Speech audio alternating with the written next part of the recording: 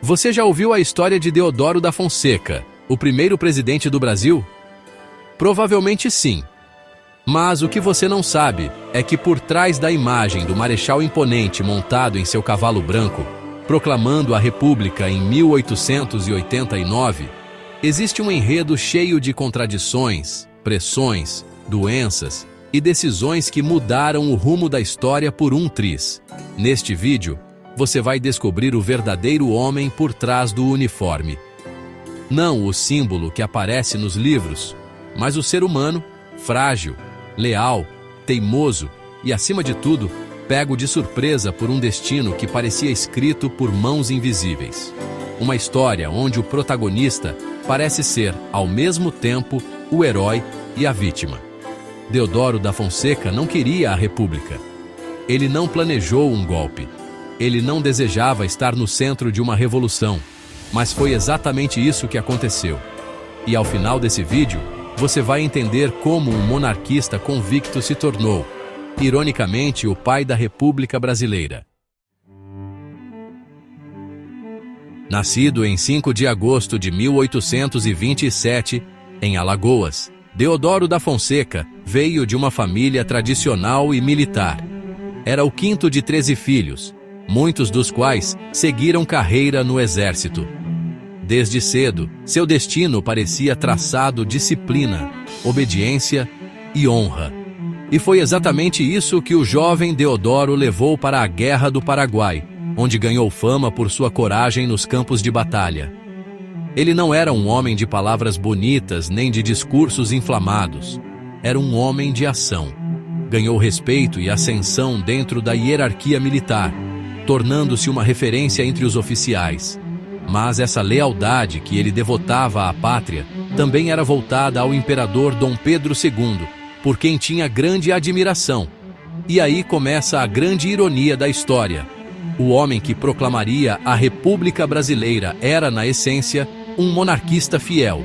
Ele acreditava no poder moderador, respeitava a figura do imperador e jamais, em seus planos, cogitava uma ruptura institucional. Mas o destino tem suas próprias artimanhas. A crise entre o Império e os militares começou a ferver ainda na década de 1880. Os oficiais do exército estavam insatisfeitos com a forma como eram tratados, baixos salários, falta de autonomia e um certo desprezo da elite imperial por suas reivindicações.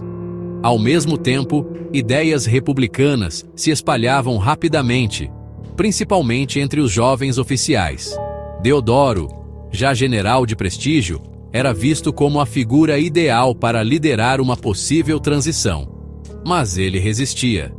Estava doente, sofrendo de asma crônica, febres e fraquezas constantes.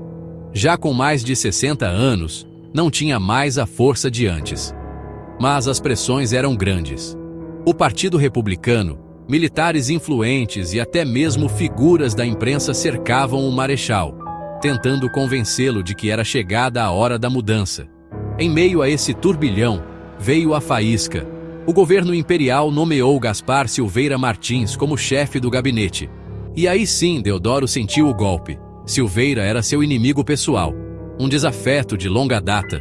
Movido por questões pessoais e não por ideais políticos, Deodoro decidiu agir. Na manhã do dia 15 de novembro de 1889, Deodoro montou em seu cavalo e partiu rumo ao Ministério da Guerra. Em poucas horas, o governo imperial foi deposto. Mas aqui vem a reviravolta.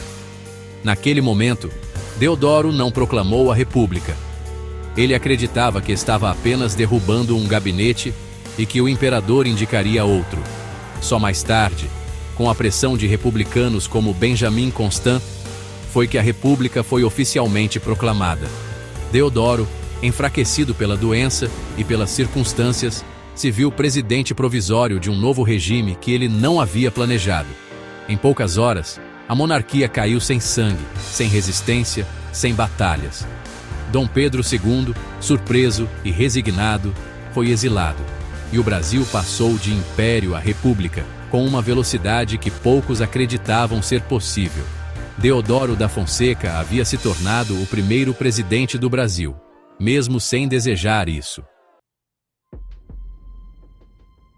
Mas a presidência de Deodoro foi tudo menos tranquila. Sem experiência política, com um temperamento autoritário herdado dos tempos de quartel, ele teve dificuldades em lidar com o Congresso e com as instituições civis. Seu governo, iniciado em 1891 com a nova Constituição Republicana, enfrentou forte oposição. Deodoro não sabia negociar. Não entendia os jogos do parlamento. Se irritava com as críticas e era profundamente desconfortável com as disputas políticas. Resultado? Tentou fechar o Congresso e governar como um ditador. Isso provocou uma grave crise institucional. Militares começaram a se rebelar. A Marinha se voltou contra ele. O país entrou em colapso político. Pressionado de todos os lados, Deodoro renunciou à presidência em 23 de novembro de 1891, menos de um ano após assumir oficialmente o cargo. O poder passou para o vice, Floriano Peixoto, que assumiria um perfil muito mais enérgico e impositivo, dando início a uma nova era turbulenta na jovem república. Após a renúncia, Deodoro se recolheu da vida pública. Morreu menos de um ano depois, em 1892, aos 65 anos de idade. Foi sepultado com honras de Estado, mas sua figura permaneceu envolta em ambiguidade. Herói ou traidor? Consciente ou manipulado? Para alguns, Deodoro foi o fundador de um novo Brasil, o homem que derrubou séculos de monarquia. Para outros, foi apenas uma peça usada por republicanos ambiciosos que souberam manipular seu orgulho e sua doença. Sua imagem se tornou símbolo nacional, com estátuas e ruas em sua homenagem.